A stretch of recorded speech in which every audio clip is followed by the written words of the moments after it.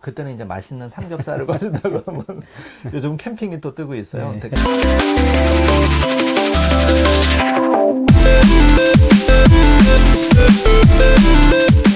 그래서 그러니까 좋을 것 같고 그래서 사실 꿈발전소도 이제 마일라이프 이런 게 교수님 방금 감자 씨앗을 하나 했을 때 주렁주렁 열르듯이 사실 그 씨앗을 파종하는 거거든요. 예. 마음속에 예. 그게 이제 마일라이프 하는 거고 저희가 또 마일라이프 만든 이유인데 꿈도 그렇게 파종을 하지만 투자도 그렇게 파종 어쨌든 인터뷰니까 그 정도로 하지만 그게 중요하다고 하고 있고요. 그 다음에 이제 7가지 컨텐츠에서 현재나 미래나는 했고 그 다음에 이제 꿈을 적는 꿈 인생 로드맵이 있거든요. 교수님도 뭐 수첩이나 이런데 또는 마음속에 그렇게 꿈을 이제 계속 업데이트는 되지만 그렇게 지향하는 바가 있었나요? 적으시는 것도 있었고. 예, 제가 책을 뭐 공저까지 해가지고 한 13권 냈는데요. 예, 책에서 제일 좋아하는 게 프로로 산다는 거예요. 아, 프로로 산다. 예. 그게 예. 있으셨던 것 같아요. 예. 네. 근데 프로로 살아야 되죠. 네. 저는 어렸을 때 저 헤르만 헤세 책을 참 많이 읽었어요. 헤르만 헤세. 예. 하늘에 떠 있는 구름, 시내가에 있는 조약도라는 다 의미가 있다는 거예요. 신이 인간을 지상에 보냈을 때는 특별히 잘하는 거 하나는 주셨을 거로 보고 그 능력을 최대한 발휘하는 프로라고 생각하고 프로예요. 예, 없이 뭐 요새 젊은 가 청소하시는 분들 예. 얼마나 잘 예. 그렇게 살다 보면은 저는 그분들 존경하고 있고 네, 그렇게 예. 살다 보면은 사회가 인정해주고 경제적 보상은 나중에 따라오는 거고. 나중에 예. 따라. 그리고 제가 뭐 내일 뭐가 되기보다는 네. 저는 헬렌 켈러의 그 사흘만 볼 수 있다는 그 책이 있지 않습니까? 예. 그 책이 늘 제 책상에 있어요. 예. 근데 내일 장님이 된다고 생각하면 예. 지금 이 순간이 얼마나 소중합니까? 현재가 중요하다. 예. 근데요. 예. 거기 보면 이런 얘기 나와요.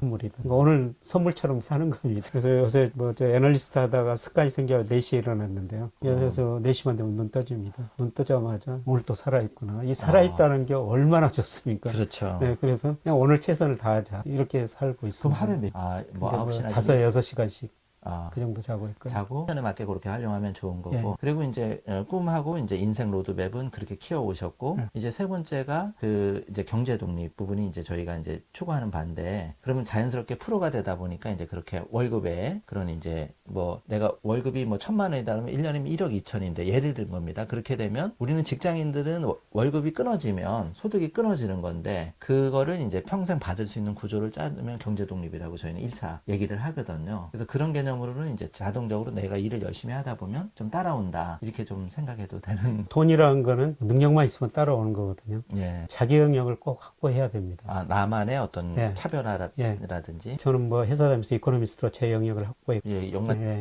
그래서 나가지 말라 한 번 직장을 옮겼는데 저는 돈 때문에 직장 안 옮긴다고 그렇게 제 책에서 한 군데서 돈을 엄청 많이 준다고 그래가지고 복 많이 준다고 옮겼습니다.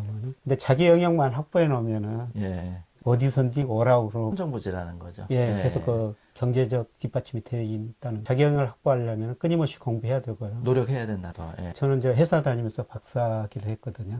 그냥 쉽지 않은데 그 마음 먹으면 됩니다. 그걸 해놨더니 뭐 지금까지 살아오는데 큰 도움이 되고 있습니다. 끊임없이 해야 된다는 거죠. 평생 공부다. 그러면 이제 제일 중요한 질문. 치열하게 살아오고 열심히 살아오셨는데 과연 내가 행복했나? 또 행복을 추구는 이제 하거든요. 그럴 때 이제 교수님 생각하는 가장 행복한 순간 그리고 나는 좀 앞으로는 좀 여생은 좀 이런 식으로 좀 추구하면서 살고 싶다 그런 부분이 있나요? 뭐 가장 행복했을 때는 제 자료를 만들고 그 자료가 짜다는 그때 이제 가장 뭐 애널리스트 생활하면서 근데 제가 앞으로도 언제까지 그런 일을 할 수가 없죠. 뭐 젊었을 때 그 소설가가 꿈이라고 그랬었는데 앞으로 멋진 소설책 한번 만약에 내가 내일 죽는다면은 오늘 뭐를 해야 될 것인가? 오늘 소설을 한번 써보고 싶다는.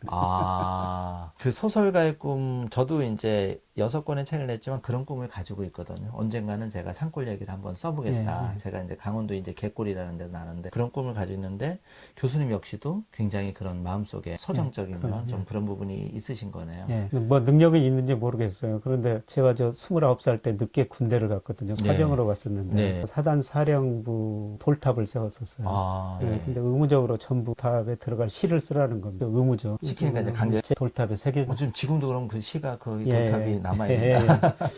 그래서 나도 쓸 수 있구나. 그런 생각이 들었었어요. 뭐 자신감 같은 게 생긴 거예요.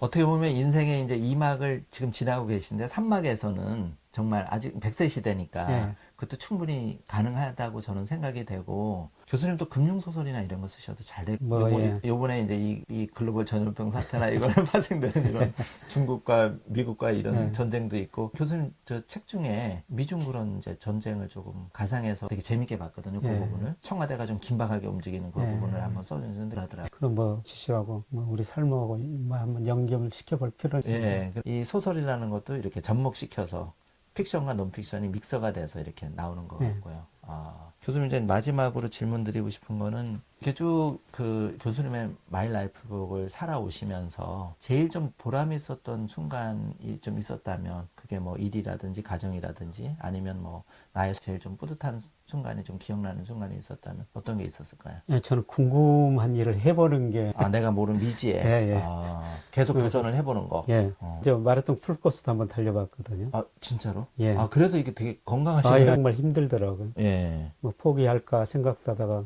뭐 바나나 몇 개 먹고 힘내가지고 또 40km 지점 가니까 정말 주저앉고 싶더라고요. 근데 그때 가느다란 산들바람이라고 제가 표현하고 있는데 그 바람이 등 뒤를 밀어줘가지고 끝까지 달릴 수가 있었어요. 아, 그 순간에. 아, 그래서 제가 마라톤 끝내고 나서 야, 어려운 시기에는 작은 도움이라도 큰 힘이 되구나. 아, 누구나 인생에 예. 위기는 그때 이후로 그 프로로 산다는 거 책을 썼는데요. 아, 그게 예, 나왔네요. 하면서 저처럼 어렵게 사는 분들은 어린 설 사는 분 요새는 없을 거예요.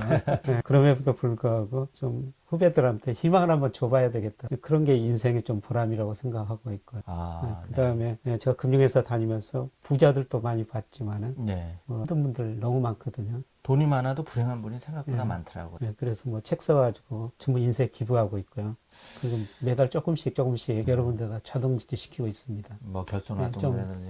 들이 삶에 있어 보람이라고 생각하는데요. 근데 가장 아쉬운 점은 그저 맨날 밖에서만 에너지 생활하다 보니까 가족과 관계는 굉장히 아, 좀 가깝지 못했다는 거죠. 음. 저는 그 가장 부러웠던 게 이 딸하고 아빠하고 팔짱 끼고 가는 거. 아, 그게 정말 부러웠었어요. 아, 저도 딸이 실행해봐야겠네요. 예. 그 딸이 결혼한다 그래가지고 제 집사람이 둘이 팔짱을 한번 끼워보라고 그러더라고요. 예. 그게 굉장히 어색했어요. 습관이 아. 안 돼요. 이렇게 딸 자식들하고 자유롭게 대화하고 이렇게 팔짱 끼고 다니는 사람 보면 지금도 굉장히 평상시에 조금 이렇게 애정도 표현을 예, 해야 예. 된다. 아무리 바쁘다라도 이런 예. 말씀이신 것 같네요. 그 딸 두 분 계신다는 아쉽죠. 아, 이제 이게 뭐 다니시고 그랬을 텐데 뭐 기억에 남는 물건이나 여행지 같은 게 있나요? 혹시 뭐 정말 뭐 부모님 관련해서 에피소드가 있거나 소중하게 생각하는 물건이나 여행지가 있다면 이제 마지막 질문이 될 것 같은데. 근데 거의 여행 못했어요. 아, 워낙 바쁘셔서. 예, 친구들 모임이 있어가지고 뭐 유럽 여행 뭐 이런 여행을 한번 해봤지만은 가족끼리 여행을 한 번도 못했거든요. 아, 그래서 굉장히 아쉽죠. 이제 앞으로 나무 네. 해야 될 것 같습니다. 강화도도 가고 예. 또 좀 아끼는 물건이나 정말 이렇게 그 어떤 사연이 있는 그런 뭐 물건이 있나요? 뭐 남자들은 시계라든지 뭐 볼펜이라든지 예를 들어 그런 게 있는데 아니면 뭐 부모님이 조금 이렇게 그런 게 들어있는 스토리가 들어있는 그런 그래서 뭐 특별한 거는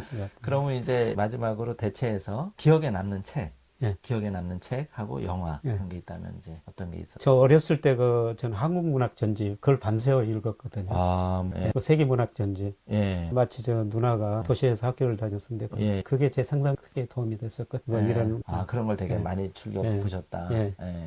그래서 그게 그때 많이 읽었더니 나중에 근데도 도움이 됐고 상상력 키우고요. 근데 지금은 뭐 거의 소설책은 읽지 못하고 그러니까 그죠. 예. 그 중에 이제 사랑하는 사람이 이렇게 원치 않게 예. 이별을 했을 때 또는 뭐 부모님이 돌아가셨거나 이렇게 했을 때 이게 우리가 우주 속에 있으니까 결국은 이제 그런 글귀를 제가 봤어요. 그래서 네. 마음의 위안이 굉장히 되더라고. 정말 문학의 힘이 대단한 것 같고 똑같은 언어지만 정말 어떻게 아름답게 하느냐에 네. 따라서 마음의 행복이나 힐링을 줄 수 있다. 예. 이런 생각을 많이 해봤거든요. 예, 뭐 큰 흐름을 파악해야 되기 때문에 큰 흐름을 뭐 미중 무역 전쟁에 가서 예정된 전쟁, 그램 앨리슨 교수가 쓴 네. 장기적으로 미국 비중 세계 축소 중국 비중 확대 뭐 대전환 뭐 이런 책들 좀 그런 책 아, 우리가 이제 그 꿈발전소 시청자분을 위해서 나중에 추후로 우리 교수님이 애독하는 책도 좀 목록을 저희가 해서 추천 도서로 좀 올리고 교수님 책도 좀 소개하는 시간을 갖도록 하겠습니다.